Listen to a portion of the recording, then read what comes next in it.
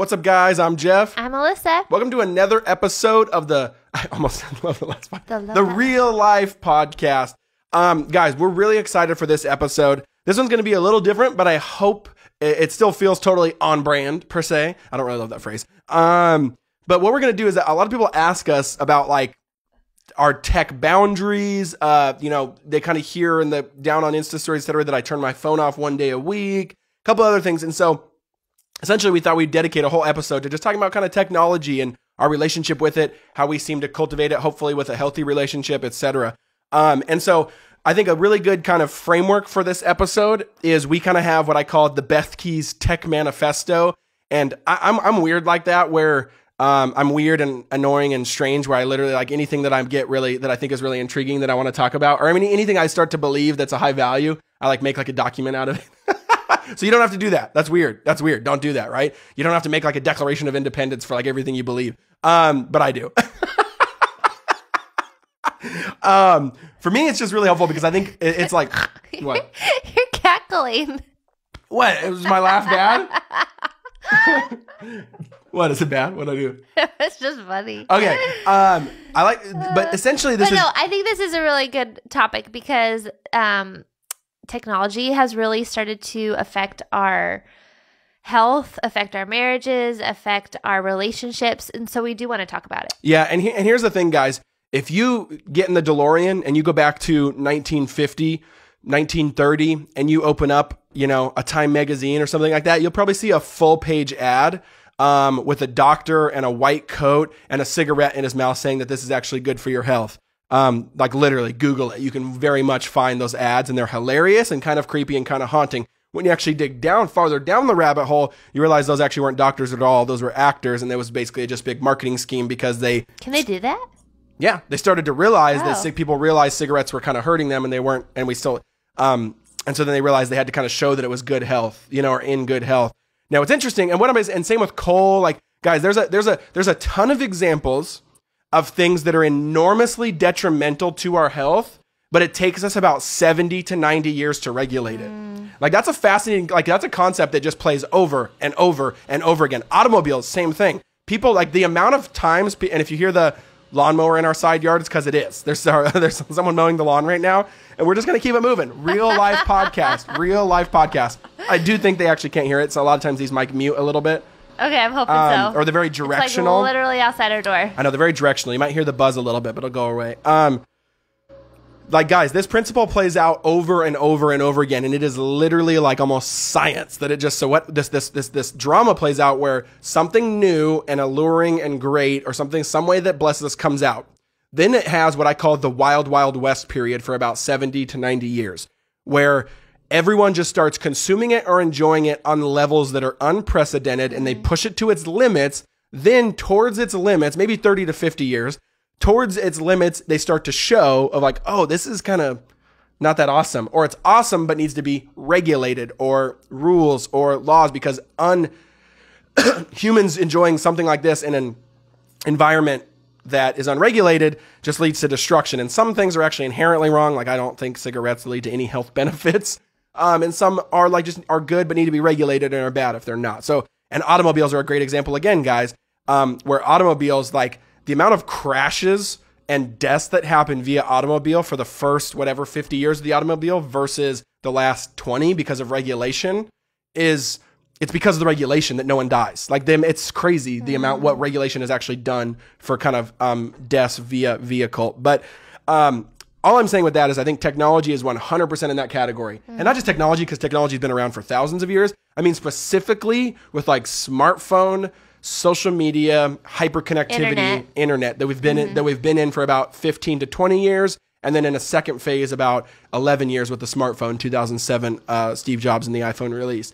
So I think it's starting to show baby fruit of like, oh, this isn't super giving us what we want it to give us. But I still think it'll be a couple decades before we get serious about regulating it. And so here's what I'm saying. Like, you got to do it yourself then. You got to self-regulate, because I think I'm already seeing the writing on the wall. I think there's a lot of data to show this, etc. Now, it's great, but it needs to be regulated. It needs to be in its proper place. What's some of the writing on the wall you've seen? Well, that's what we'll get into. Oh, that's what we'll get into. But I think, yeah, like, there's just too many examples, guys, of the exact same thing happening with innovation, right? coal, we got very good at extracting things from the earth. And then we started to realize like, oh, this is actually destroying the earth and it's actually killing us when we breathe it. Automobiles. Oh, we can proliferate ourselves from not having to walk everywhere or hop on a horse. Oh, but these things are insane tools that can smash into each other. Cigarettes, like these kill us. Cocaine used to be put in actual medicine. Like you can go on and on and on, right? Like this is just how it operates. Like something gives blessing and benefit. We do it for a little bit. Then we realize its ramifications. I think tech is in the middle of that right now, specifically smartphone, internet era. So we're going to talk about that. We're just going to kind of go through point by point our tech manifesto. And it literally is nothing crazy. It's just like a little iPhone doc I had that I started writing in, I think, a bit ago. And it just is kind of like ways that we have guiding principles about how we'll use tech. And we kind of do what I call the 80% rule. Or maybe I'd probably say we actually accurately do it maybe 95% of the time. We don't shoot for 100. I think if you shoot for 100, you like make all these rules and we're going to not do this and do this. Then like that usually just leads to like a weird kind of like your heart doesn't flourish in that. Yeah. So I kind of say like, no, we're shooting for, like I put it on paper, like we're shooting for 95%. If we do these rules 95% of the time and 5% of the time we fudge or we mess up, I still deeply believe 95 out of 100 times doing it will deeply form us and deeply change us. So I'm okay shooting 95 out of 100. Doesn't need to be perfect. Because I think that'll radically change us, even if we do 95. So we're just going to kind of go through it. I have this little sentence at the top that says the Bethke's Tech Manifesto. And it says, if we don't shape spaces intentionally, or shape our relationship with technology intentionally, then technology and screens will shape us unintentionally, but not for the better. And that's essentially what this is. Guys, smartphones, Facebook, social media, it's too powerful of a tool. It's too huge of a corporation. Here's a crazy thing, guys. There's never been a time in history where about 40 guys, probably 30 to 40 years old, in a couple offices in California, make decisions that'll affect about 2 billion people. There's been times that have been close with certain other innovations. There's never been a time where that proportion has been that stark. So I'm saying there's really only a couple dozen high-level engineers and executives that are making decisions right now that are literally affecting like a quarter of the earth. Yeah. That power is absurd, right? And then you have to ask, hey, what's their motivation? Because if their motivation doesn't match with my motivation, then I need to make sure their motivation doesn't win. Like, what are they trying to do to me? What's their motivation? Is it to help me? Well, probably not. I would say it's probably profit and margin. So then you have to have kind of your own motivation, that's basically if you don't, like they're already doing that. Like Silicon Valley has a mission statement. Silicon Valley has a mission. Silicon Valley has a vision for how they want the world to look. Silicon Valley has, a vision for the future of the world. And so if you don't have a competing vision, a competing mission that sometimes overlaps and is the same, but sometimes isn't, then I think you lose. You start losing. Well, and even Jeff's told me, even like Steve Jobs and some of the other guys have like... You spoke in the present tense. He did pass away, but yeah. In the past. Yeah, totally. Not let their kids, be on the iPad? Yeah, Steve Jobs had a rule where his kids couldn't have iPads, which is like, dude, this is the inventor of the iPad. And so you have to, when you realize that, then you have to say, okay, there is a mission. It probably is for profit. Yeah. And so what is our mission going to be as a family or as a human being when I intake this stuff? Totally. And I think, like, it's this phrase I say, you're closer to this, like, and there's kind of a red flag if you're not letting your kids do it. Well, if the and here's why, because he knew. He was closer to the sun. The inventor of it knows how addictive it is. And so he's like 50 years ahead of us. That's what I'm saying. Like and I'm not saying just throw him in the trash. I'm like a tech head. I have all the tech. Maybe that's why I do think through it more particularly, because I want to make sure it stays in its place. Yeah. But we have a lot. So we love tech. It's a great tool. It's like anything good, right? Like I would say. I mean, it's our job. Well, that too. But I would say like sex or food or whatever. Like anything that has a heightened level of blessing and giftedness also needs to be kind of have a heightened level of like restriction. Like it has its proper place, or it can destroy. Or boundaries. Boundaries, yeah. Or it can destroy. One of the funniest things, guys, I ever heard, which is also crazy convicting, is all those Silicon Valley's companies, social media, Apple, the hardware, the software, the social media companies, etc. They all call, like, the word for us is users, right? Like they're like, oh, we have, 1 billion users on Facebook now. We have. And it's really fascinating that I heard this. Someone said, do you realize that the only people in history of humankind that call their customers users is Silicon Valley people and drug dealers?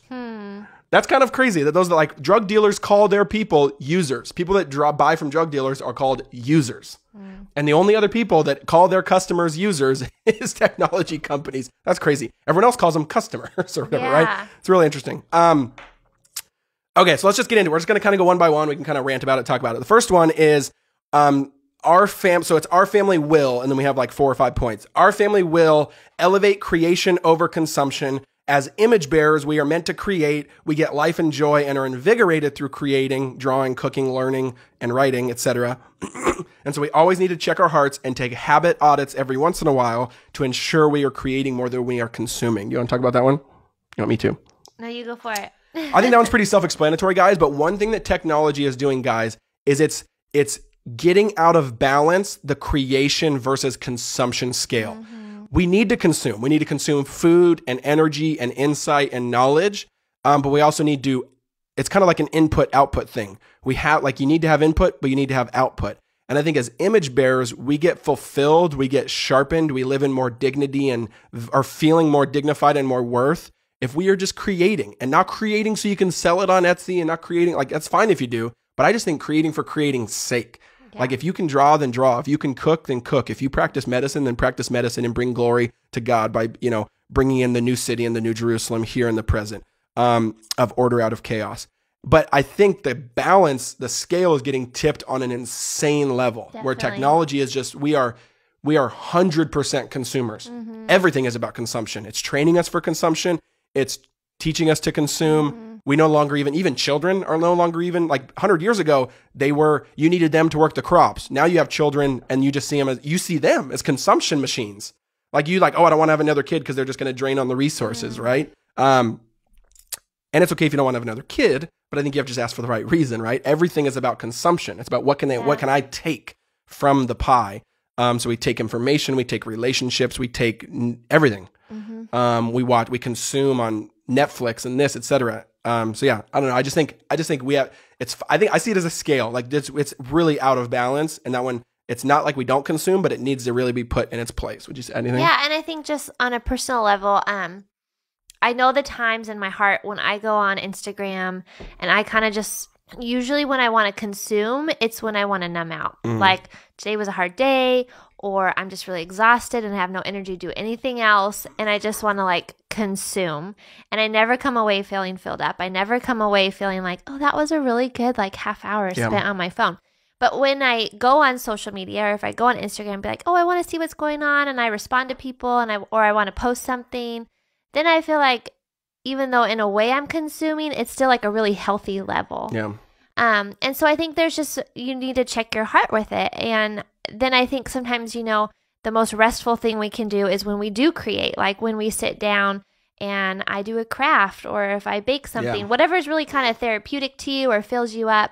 I think it's just having those checkpoints in your heart. Like, okay, why am I doing this right now? Am I getting filled up? Am I just consuming for consuming's sake and feeling drained and empty after? Or if I'm, just needing to rest. Because sometimes I feel like you could say maybe you could say reading is consumption, but that's like a different. It's 100% like the brain. Like the brain activity there is one totally different. But it's different because when you're reading, you're like having to work. Yeah. Right. Well, here's what I would say: reading. It is consumption, but there's different levels of consumption also, right? So reading is broccoli, social media is M&Ms. Yeah. Right? That's like one will kill you and taste good, and one will actually fortify you and make you stronger so that you can go create better. Boom! Yes. Ooh, that was good. I'm going to put that in the next book. So anyway, that's just what I think of when you talk about number one. Totally. That's really good. Okay, the second one is, and again, guys, I want to be so clear, dire, insanely clear, that this is just ours, and we want it to be like a springboard. So don't have to adopt it. You don't even have to do it. We just want it to spur conversations. And some of our rules will not be your rules. Yeah. They will not be your rules. Just to get you guys thinking of like, wow, how much time am I on technology? Yeah. How is it affecting my life? Is it good? Is it bad? Totally. What are maybe some boundaries I need to set up for it? Totally. So the second one is active. Our family will actively resist the speed and connected nature of our culture at particular points or moments in our weeks and lives. And then parentheses, our examples of this are turning our phones off once a week, no phones in the bedroom, no screen time for the kids, etc. So we'll get into some of those more in a little bit later, but essentially I want to talk about just the speed. So there is a speed at which the internet, like we get annoyed a lot quicker now. That's just that's actually scientific data. And like our attention span is actually shorter now. That's actually scientifically proven data now. So like the speed of the culture is actually creating new humans. Like we're creating new versions of ourselves via the things that we worship and give our attention to, which that scripture's been saying that for thousands of years. What you worship, you become like, God says. And he goes, and that thing's a piece of wood, that thing's a piece of silver. Like, why do you actually give your life to that thing?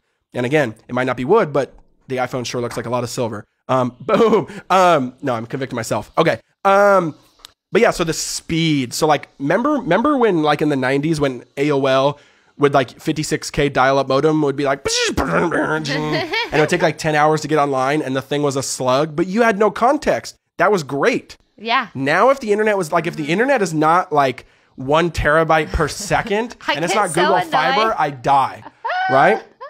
But again, there actually is some provenness that or if my screen freezes on my phone. Totally. And here's why, guys, because there is a lot of parts in our brain that activate in the same area, again, as any type of chemical addiction. So this is more of a behavioral addiction, I would say, is what psychologists call it. It's not a chemical addiction, but there is chemical relatedness. And the same part that lights up in the brain during a chemical addiction, whether that's alcohol or drugs or gambling's behavioral. The same part kind of lights up with behavioral addictions. And so it's kind of has it's the same monster in some sense. And one of the monsters that's very clear in chemical addiction is you just always need a little bit more and a little bit quicker and a little bit bigger. And so that spirit is very much in like the same addiction as these. And you have to actively resist because again, there's engineers that say, make it this color, do this thing. They do apply this psychological trick. Like guys, they are studying because they can make billions of dollars. They are studying the brain and they are doing their best at capturing us, right? I heard one guy who actually used to work for Google and has left to kind of, like he got so convicted and kind of left to almost kind of go against the man and say basically like, hey, we need to set some boundaries, we need to set some rules. And he was a high level engineer there. And he's been interviewed on 60 Minutes and Incredible. He has this phrase where he goes, Silicon Valley is essentially a race to the bottom of the brainstem. And I feel like that was such a picture that we are racing to get down to our most primal, like, because people make money off of it. People are racing to get down to the most primal level of our reactionary selves. Because if they can tap into that, they make more money, right? We click quicker, we go quicker, we watch quicker, we pull out quicker, etc. So pull out the phones quicker. And so, yeah, I just think the speed one is, you gotta like, and so we make practical rules to resist the speed. And I know John Mark, you guys will probably hear his interview. He type like there's really fun, creative ways you can almost gamify it of like get in the slow lane, right? At the grocery store. For me, I like don't bring your phone into the grocery store, so you have to wait in line in an uncomfortable silence. Yeah. Or like for me, the car's a really good one of just drive slow, turn off the music sometimes. Don't fill up all your margins. There's so much margin space of like, I'm walking here, I'm in the line, I'm in the car, I'm at a stoplight. Try to take those back and make them slow. It's a speed thing. So I just think like slowing. Well, I think that's the, I don't even know what you call it, the theos or whatever of our culture is that like every margin. Telos, thank you. Every margin needs to be filled up. You need to be productive. You need to consume. Yeah, it's actually a value. Like you actually need to do it or else you're wasting your life. That's a good point. It wasn't until a month ago or a couple weeks ago that I was like, wait, this is not what God wants for us. God never said to be producing and consuming every minute of my day. And I think it's just so in our culture, we don't even realize it. And so it's good to put your phone away at dinner. It's good to walk in the grocery store without a phone or to not to delete your Instagram or your social media while you're doing certain things, to put it away and to have space, like have silence, have time for your mind and your body to rest. Even if you're driving in traffic, if you're not on your phone, you're resting in a different way. Totally. Like you don't always have to be listening to a podcast or be, consuming all these things. Like you can have moments where it's just silent. Totally. Or you pray or the Lord speaks to you or these things, these margins need to be reclaimed, I would say. Totally. And then the next one's kind of longer, but I'll read it and then we'll talk about it. And this number 3 is our family will shape space intentionally. We're huge about this. A TV in every bedroom or smartphones on our nightstands when we sleep shape us and form us as humans, whether we realize it or not. How we shape our spaces matter. We need to constantly ask what matters to us. What do we want to be at the center? What do we want our focus to be on? And we want to shape the house around that. This is why we only have one TV, no cable, and that TV hides in a bookshelf and our family mission and vision shows instead. It's why books are everywhere in our house and always within reach, the coffee table, the side table, the shelves, the kitchen, the office. And it's why crayons and Legos aren't in the toy room hidden away, but right in the middle of our living room. And it's why a piano is next to the kitchen.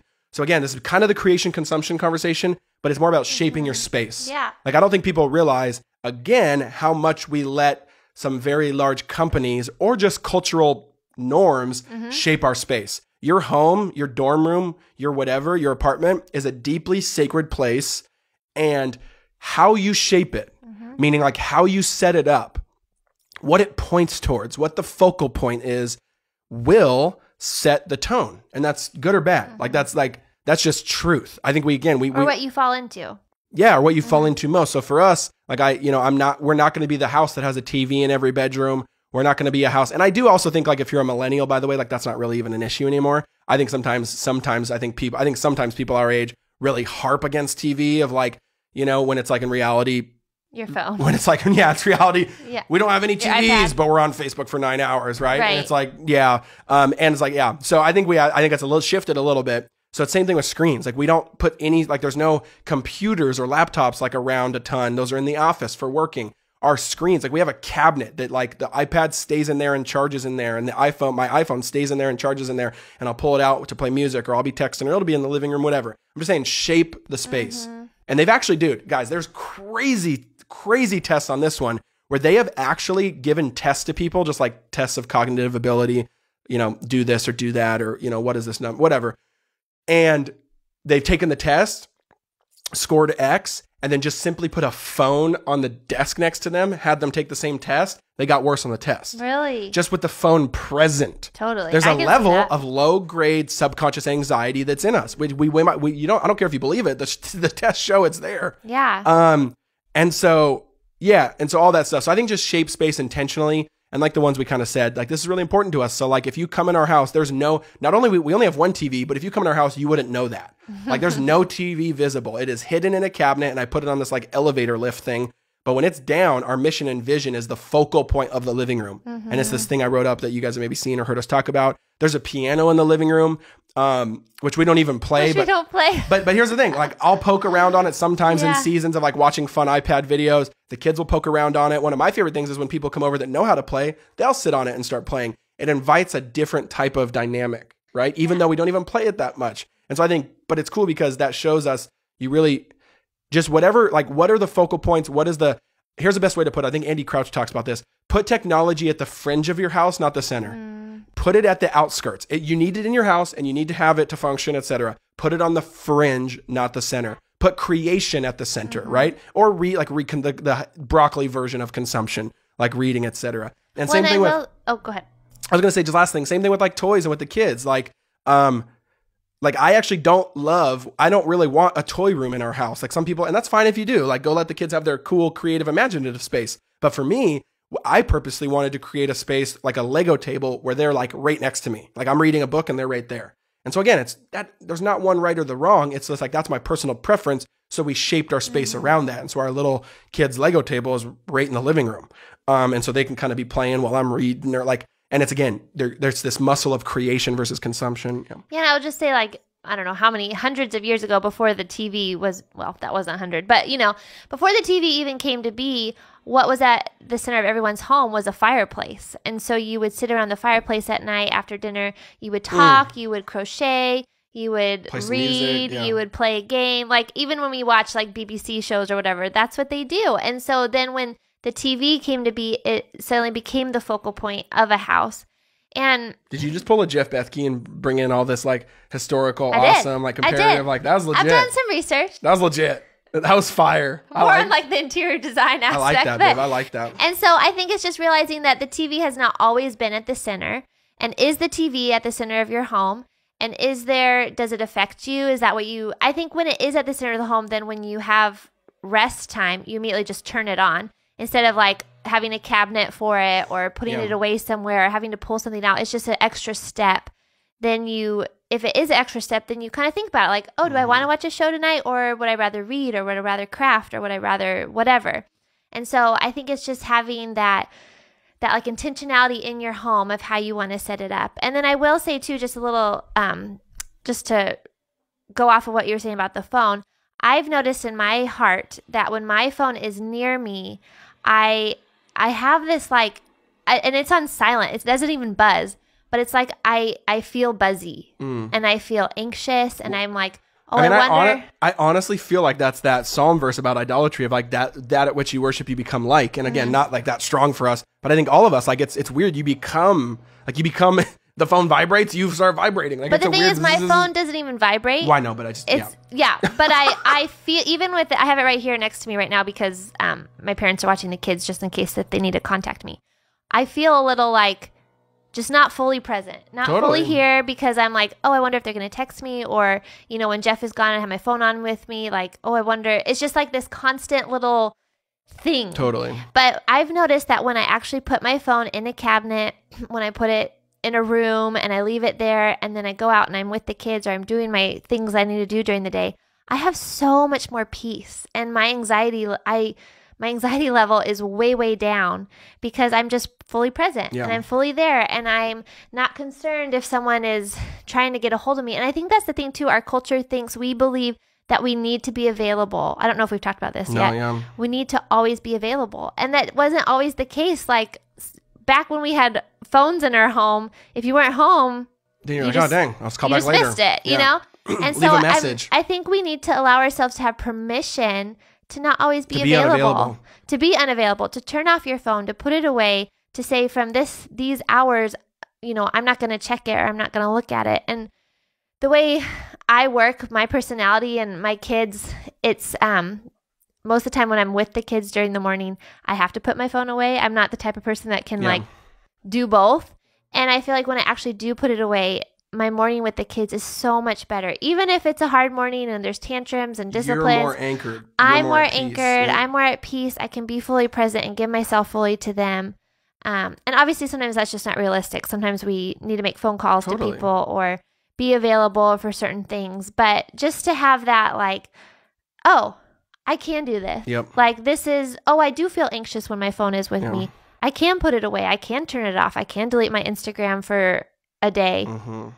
Allowing yourself to do that and try it out and see if it brings more peace. See if there's like this thing in your heart where you're like, oh, I keep wanting to check my phone. Or like, if that's the case, then, oh, I think I need to set up some boundaries. Yeah. I think I need to delete something. And the funny thing is because this was totally me, and I felt really addicted to Instagram for a while. And just lately I've been like, oh, I'm going to delete it on certain days, or not. I set a timer on my phone. Well, the cool part is it's never forever. Like you do it. I think we when we're really immature in thought, not always, like sometimes this is even a mature thought, but I think sometimes when we're first having these thoughts, we just take the phone and chuck it out the window, and Instagram never. And it's like, no, you like, oh, I'm just going to delete it today, and I'll put it back on tomorrow, or I'll delete it here. I felt like I needed a reset because I knew my heart had this unhealthy affection for my phone, that addiction that wasn't what the Lord wanted for me. And it was bringing a lot of anxiety. Well, I think even that reset is a good thing. So one thing that we do, and again, it comes down to like, what do you need? I don't think Alyssa needs this, so Alyssa doesn't do it. But like for me, once a week on our Shabbat, on our Sabbath, so Friday night, Saturday night, I turn off my phone. Like it gets turned off. And what's funny is people act like that's crazy radical. When I'm like, you do realize pretty much every human in civilization before like 60 years ago just was like that normally. Forever. Unreachable. Entirely. Forever. Like, that's just crazy. But yeah, so like people act like it's like, no, but for me, that's a really good, it's a full 24-hour cycle where it is off. Technology is off. My computer is off. My email is off. My phone is off. You can't text me. You can't call me. You cannot DM me. You can't tweet me. And for me, it's like, it acts as a reset, like a reboot. I feel like I almost kind of gather like internet plaque throughout the week. And then it's like a hard teeth brushing of like, just restart. Like I need, and it feels like that. It feels like, and then when on Sunday comes, I feel like I enter back every time Sunday comes, or Saturday when I turn it back on later in the day. It feels like I feel like I have a renewed relationship with the tech again. Like, oh, okay, I'm more objective. I can use it. I can text people back. Yeah. Does that make sense? So again, it's just to each his own. But and for me, I don't feel like I have to turn off my phone, but I've felt the need to delete my Instagram for the day. On Sabbath. Totally. So it's like, do whatever whatever really fills you. Yeah. I would say, I do think, don't let yourself make excuses by things that are so rarely possible. I think sometimes people are like, well, what if someone dies, and what if they need to call you? What if there's an emergency? Then let there be an emergency. I don't know. Like, just like, let it happen. Like, what do you mean? Like, again, before 10 years ago, you were not that reachable. Like, if an emergency happened 10 years ago, like, they had to call your landline. What if you were at the grocery store? Oh my goodness. What would you have done during an emergency? Like, I'm just saying, like it's just, I think we act like the new normal is like so not normal. That's what I'm trying to say. Yeah. And it's like kind of like a shark attack can happen in the ocean too, but you still go swimming. Well, I don't go as far And there's anymore. some people where this is not the thing. I don't go out when it storms. Totally. I know some people whose jobs, they have to be on call. And I know some people who maybe have an elderly person or a mom that like can fall at any minute and get hurt. That's different. Or you may go into labor any Totally. moment. Keep so your you phone need to keep your phone on. Like, that's not what we're saying. Like, it's got to be for you. But like a college student and like, yeah, turn it off. Okay, these two are kind of combined and we'll kind of finish quick. So our family will, and then number 4 is not have screen time whatsoever for the kids. No iPads, no phones. They won't play games on them. They won't watch movies on them. And we'll expand on these and give some nuance. And they are never allowed to have the devices by themselves. At the toddler age, we just don't think it's really necessary. Maybe when they're older, we will use them for educational purposes and other reasons. And then we say one main exception to this rule, which this will be the nuance actually. So we'll talk about this. So we basically do have a no screen policy. That's like, and I don't think I ever want to budge on that of saying like, oh, we kind of have a half and half or this. No, like at least while they're toddlers, it is unnecessary for our stage and our season, not you. Like you might be totally like, if you're a mom and you got 4 kids and dad's working a ton out of the home and you need to maybe cook, like use it, do your thing. Like it's a tool, use the tool for what it is, which is a really good tool. But for us, we just realized, okay, we can actually get by with basically no screen time with 3 hard exceptions, and that is travel, sickness, and what I call treats. So travel, like when we travel, I don't care, like watch 17 movies and just binge. Kinsley, just watch them all. Like travel, like we're going to make this a day that is awesome and like where I don't feel like we all die. So you watch the movie. Sickness, like man, I can't, turn on a movie, man. I'm about to throw up, okay? And then treats. Treats. I feel like we use and this is a fun one, and it's a family experience. And love it. And I think that's the best word for it. Mm-hmm. For us, like we still do watch movies, and that's number 5, which that's why I said we'll combine these two. Number 5 is we are a family that loves film and storytelling, and we are story creatures. It's in our bones. It's how humans learn and speak and empathize. And film has a really beautiful, unique way to do that. So we use film to bond as a family on special occasions, whether it's nostalgic movies from our childhood to show the kids, or new movies we watch together, or ones with a good point, we do it together. And one huge rule with this one is, and this is true, and no one ever gets to watch a movie by themselves in the corner of the house while the rest of the family is doing something else. Stories are communal. And so those all go hand in hand. So like our treats exception is like, you want, at least for us, we want screen time. Well, first of all, like they never get the iPad and iPhone. Like that's unless in rare occasions, like, but we do watch movies. And for us, that is like, it's a treat. And we always want it to be a treat. So if we ever feel like we're getting in a season where the kids, there's treat versus expectation or like, those are very different things. It's like, no, this is like daddy's giving you a fun little blessing right now. And let's all watch it. And again, for us, like I've actually really thought hard about with our philosophy, like I've actually thought hard, man, like I really want to try to live without a TV. I want to get rid of it. But then 2 things. One, I feel like hospitality, like we watch a lot of sports. We have people over for barbecue, stuff like that. It's a really good way to love our neighbors. And then 2, like I just love story and film. And I feel like I want to use that as I want to be the father of the home who intentionally uses film to have communal experiences together as a family. And you can do that on your computer too or whatever, but that's the 2 reasons we kept it. And so, so it's treats. So it's like, oh, you know what? Kind of like we talked about the power of moments, guys. Like remember a couple weeks ago, for us, like a breaking the script moment is let's watch a movie at 10 a.m. And we've done that a couple times. Like let's watch a movie, and they love it. Like they love it, and they talk about it for a month. It's like the sweetest. And I feel like you just know in your own child's heart of like, man, that was a treat, and they feel so blessed right now versus like, oh, I should get this every day or whatever like that. And so, so for us, but again, when they're older, that'll totally change. Like, I even feel like I want kids when they're older to start teaching them the craft of photography and Lightroom and Photoshop and all that. So it's totally like different stages and seasons. But for us, I think we have a pretty hard no screen rule, and unless it's communal. And I think that's big. I think like, cause we don't want just a kid watching something by himself, but it's like, oh, we are experiencing this story. Now let's talk about the story. Let's enter into the story. Would you add anything on that one? No, I mean, I think that's the main thing. And I think it's just that there's been so much research on how important it is for kids to create, to play, to read. Yeah, leave space for imaginative play. Their brains are really malleable and plasticity of the brain when they're young. Yeah. And so the phone and shows aren't really good for the brain, especially 2 and under. Look at you. You're coming out with this fire research. That's some like mom research. I know, that's the true data, though. That is true. And so we really tried to, and honestly, as a mom, if we have a family experience where we watch a show, it's so good. But if I'm just like putting on a show or we're watching TV a lot more than normal or whatever it is, I see a shift in my kids and me where we're just more grumpy or they're more discontent or they're not loving each other as much or we're fighting more or I don't know. And so it kind of like shows itself. Like we've seen the fruit. Oh yeah, nope, new rule. And so then I'm like, okay, this is not healthy for us. And so even sometimes if we're like, and obviously there's exceptions when we're sick or we're not feeling well or if there's a family experience. But if I'm just kind of turning towards it more than normal and I see that, I'm like, okay, we need to shut it off and we need to have some creative play or reading time. And a lot of the times that's like so much more filling and I see a change in them as a mom. And so that was kind of a little bit of our heart behind it too. Totally. That's so good. So, and then we'll just end with this, guys. So those are like our 5 kind of bullet or our 5 kind of like pillars or our 5 ways that we really try to think about how we set up the home, how we set up our marriage. Whether you're single, whether you're married, whether you're young, whether you're old, just think intentionally. I think you should have some kind of vision about that. Do it differently if you're really creative. If you're like, just like, oh, I'm just going to have a couple thoughts about it, whatever. But then I end with kind of like what I call kind of the rapid fire quick things, kind of our quick rules. And I'll just read all these off real quick. So the first one is we do this thing called the 1-1-1 rule, or that's more with me with the Sabbath, where basically I try, and again, 95% of the time, I try to keep my phone off for 1 hour per day, 1 day a week, and then 1 week a year. And so the 1 hour a day, that's usually I try to not look at it first thing in the morning and get some reading in. Now I don't always fulfill that, but I it's one of those things where, man, every time you do it, you're like, yes, this sets me up so well for the day. And one really good tip for that, I would say, guys, is my phone gets turned off and gets put in my office every night. Like it's not, I don't have the temptation to wake up and reach.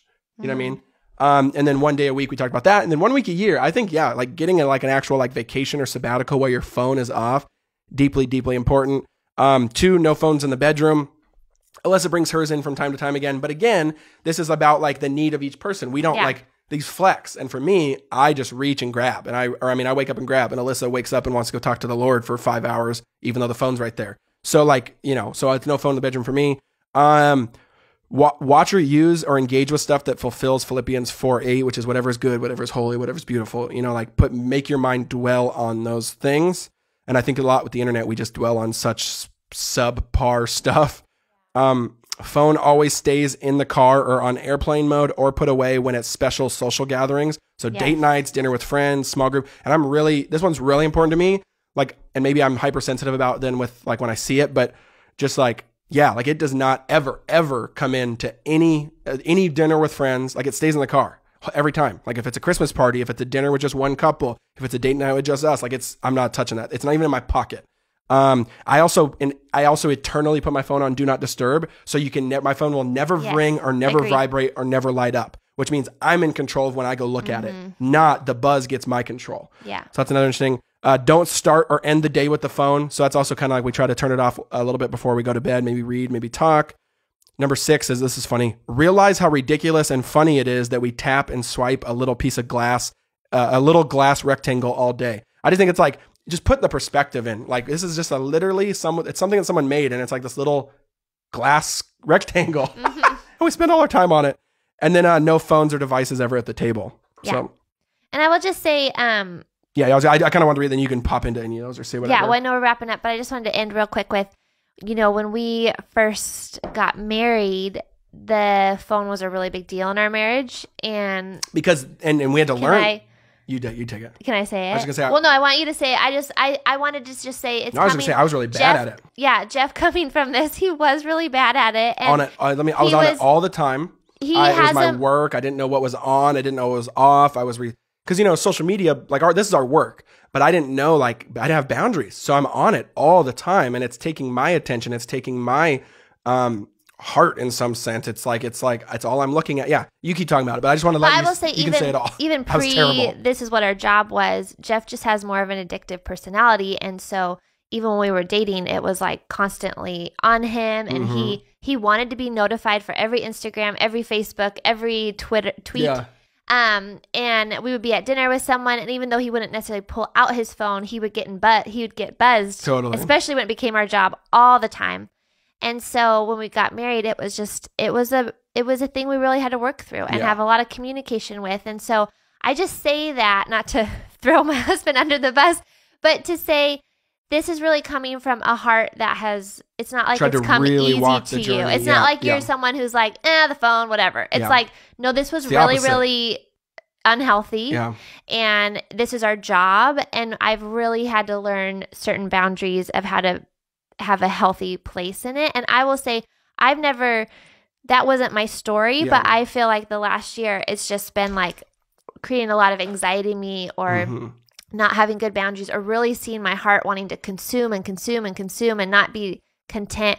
And I feel like just in the last couple months, the Lord has really been taking me on a journey of just checking my heart and like, Lord, I want you. I'm checking, what am I watching? What am I filling my mind with? Even if it's super good stuff, like, am I consuming more than I'm wanting to just be with you? Am I wanting to fill every margin space instead of having silence so I can hear from you?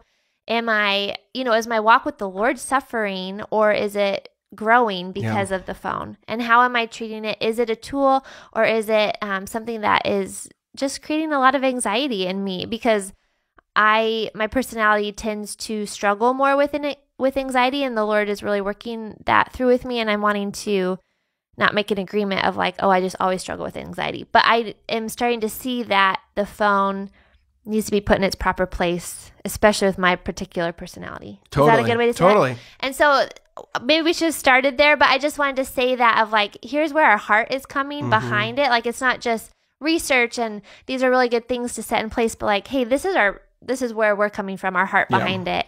And so we hope that it encourages you and just kind of helps you to set on a journey of being intentional with your phone instead of just being reactive to this tool. Totally. And I'm actually really glad she said that, because I feel like, the reason this sounds pretty intentional to people, and I don't know many people who kind of have like a tech manifesto. The reason we do is because I think this is true of everything in life. Once you actually get burned by something, then you very much don't want to get burned again, or whatever. Like, or a better way to put it is like, we saw right in front of our face the bad effects of it. Like, it was getting, like I'm a tech head, so I had the iPhone before everyone else. I was on Instagram before everyone else. And we're talking like, it's a decade now probably. So I was, 2009 and like 2010, where like, so we're talking 9-10 years ago, where I was that prototypical husband at 21 or 22, where it's like, I'm just on my phone, not talking to her. And she wants to hang out and talk. And I'm like, I'm doing something. Like, just that terrible. Like, especially then when it's your job, it's like, well, where are the boundaries? Totally. Like, when do you shut off? Totally. And now I see that, tricky. I'm like, that is just like, if anyone, but I have to have empathy and sympathy, because like I was in compassion, because that was totally me. And so I think that's actually what took us on this journey of intentionality of like, we just saw like, oh man, like, and I say this with everything, even when we talk about rhythms and Sabbath and like anything, once you start following the breadcrumbs and you like test, and it gives you that feedback of like immense joy that the thing before wasn't giving you, then you just want to lay another brick on that, another brick on that, another brick on that. And I feel like with rhythms and Sabbath and cadences, we're like that, where we just barely took baby steps, and then it was like, this is incredibly life-giving. And I think the same thing with tech. We were just like, you never really put your finger on it. You're just like, why are we always kind of fighting? Or why are we always kind of not talking to each other? Or we're not doing date nights that much, or we're not connecting, or we're not having a ton of hearts to hearts. And you kind of realize, it might be the phone. You start making little rules, and you're like, this is really life-giving. Yeah. And so I'm like, do more. Okay, so put it away more. And I literally feel like I have like a laughable personality with it now, where I literally just want to just like, it's got like, get it out of here. Like, I just like, I've been on both spectrums, and now it's fun where I'm just like, just turn it off. Just get it out. Just put it away. Like, but yeah, that's a 9-year journey. Yeah. And I will say, I mean, maybe because it's part of our journey, but I feel like it's almost harder to do when you don't have kids and you are just married, because you're like always together, or, you can just, it's not like you have to be as intentional. And so I think whether you're single or newly married or dating, like, be as intentional as you would be as if you had kids. You know what I mean? Well, I think kids are so needy. And I mean that in the best sense of the word. Like, small children there's no one more with immediate needs. Mm-hmm. I'm hungry. I have to go to the bathroom. I'm dying. All these things like, they will if you don't take care of their immediate needs. And so that then is like a trial by fire, or like a refinement where you really do like, how do I say this? The toddlers almost become more of an immediate need than the fake immediate need of your phone buzzing you. Yeah. Does that make sense? And so I feel like in a cool way, it really disciples you into that, where you're just like, yeah, you're like, man, I really want this. I want to be with my kid. I want to meet. When you have kids, then you're like, okay, what's our family going to be about? What am I going to be about? What are our boundaries? But you can start that now. You can start that if you are single, if you are engaged, or no kids yet, etc. Yeah. So, all right, guys, we love you guys. This one, I'm really excited to see the conversation on social media. See what you think. Hear what you guys think, and see if you come up with your own. Like, hey, what are some tricks you do? What are some tips you do? I know some other people do some fun ones with. They got a work phone and a home phone just so they can kind of separate this or whatever it is. Like, just tell me. I'd love to hear your guys' tips, how you guys walk through this journey of kind of having proper, healthy relationship with technology, social media, and the internet. All right. Love you guys.